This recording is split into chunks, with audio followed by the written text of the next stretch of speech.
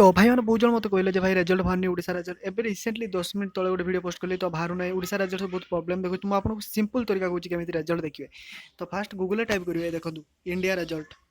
तो India result type कर सारापर तो साउंड क्लीयर नहीं पारे जल्दी जल्दी सब वीडियो बनाऊँ तो इंडिया रेजल्ट .com को जी फास्ट वेबसाइट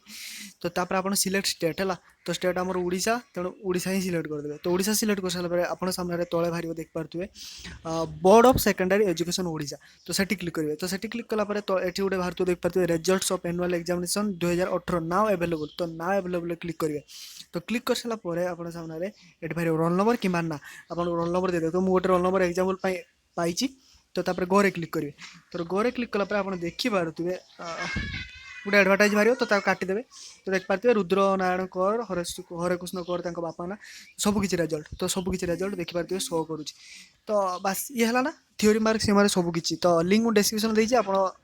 सेठी जातु आप रेजल्ट ए खुशी देखो तो एबे तो खुशी बहुत जन कमेंट कले भाई बाहरुनी भाई मिछ अरे भाई मिछ कहनी साइड जब डाउन हो कौन करी